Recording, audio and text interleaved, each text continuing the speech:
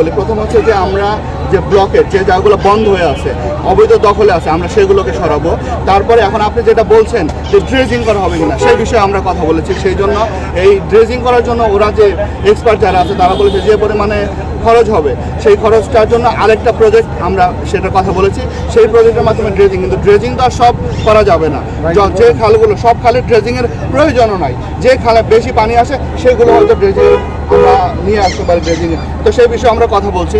কিন্তু আমি মনে করি যে যে ময়লাগুলো আছে সেগুলো যদি আমরা পরিষ্কার করে ফেলতে পারি, যদি চলমান রাখতে পারি, তাহলে এই পানিগুলো আমাদের যে পাম্প আছে, আমাদের যে পাম্পগুলো আছে, সেই পাম্পগুলোতে এই পানিগুলো আমরা নিতে পারবো এবং তখন এই পানিগুলো বুড়িগঙ্গাতে ফেলা সম্ভব হবে। এই পানিগুলো নিতে পারলেই এই যেখানে পাম্প বসানো আছে, প্রায় সরকার একটা বড় ডিএনডির যে পাম্প প্রকল্প যেটা নেওয়া হয়েছে, সেখানে সরকার একটা বড় প্রকল্প ছিল, কিন্তু ওই প্রকল্পে পানি যাচ্ছে না। পানি না যাওয়ার ফলে এই পানিগুলো এখানে বদ্ধ হয়ে আছে।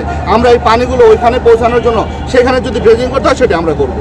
আর শহরের জন্য যেমন বন প্রয়োজন, তেমনই ওয়াটার বডিরও প্রয়োজন। এগুলো যেন কোনোভাবে হারিয়ে না যায়, নষ্ট না হয়ে যায়, এবং কেউ যেন কোনো দখলের পায়তারা না করে। আমরা আবার আজকে আপনারা জানেন যে আমাদের লিঙ্ক রোডে আমাদের একটি দখল আমরা উচ্ছেদ করে দিয়েছি, আপনারা জানেন কিনা।